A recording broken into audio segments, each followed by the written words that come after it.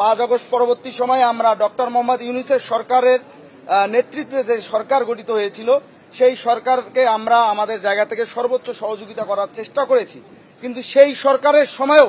একটি মব পরিস্থিতি তৈরি ছিল এবং মব উস্কে দিয়ে একটি পক্ষ ক্যাম্পাসগুলোতে ছাত্র রাজনীতি চাই না এবং বিভিন্ন ধরনের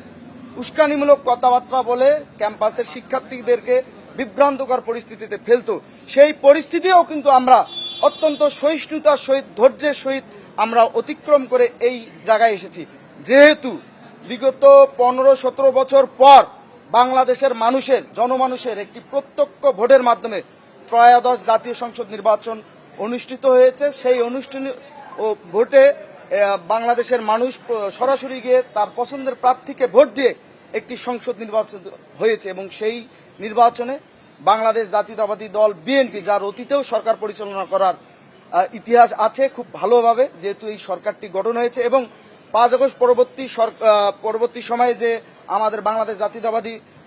বাংলাদেশের যে সর্বোচ্চ বিদ্যাপীঠ ঢাকা বিশ্ববিদ্যালয়ে একটি প্রশাসন নিয়োগ হয়েছিল, সেই প্রশাসনেরও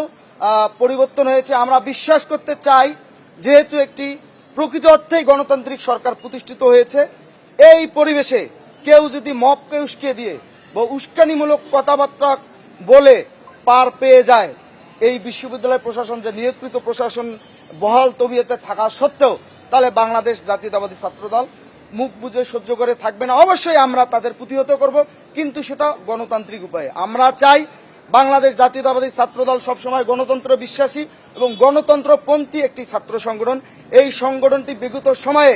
বাংলাদেশের মানুষের অধিকার আদায়ের স্বার্থে, দেশের স্বাধীনতা এবং সার্বভৌমত্ব রক্ষার স্বার্থে সবসময় সামনের থেকে নেতৃত্ব দিয়েছে। আপনারা জানেন, বিগত জুলাই আগস্টের গণঅভ্যুত্থানে আমাদের 142 জন নেতাকর্মী সমর্থক শহীদ হয়েছে এবং অসংখ্য হাজারো নেতাকর্মী সমর্থক আহত হয়েছে, পঙ্গুত্ব বরণ করেছে। সেই সংগঠন অবশ্যই অত্যন্ত সহিষ্ণুতার সহিত ক্যাম্পাস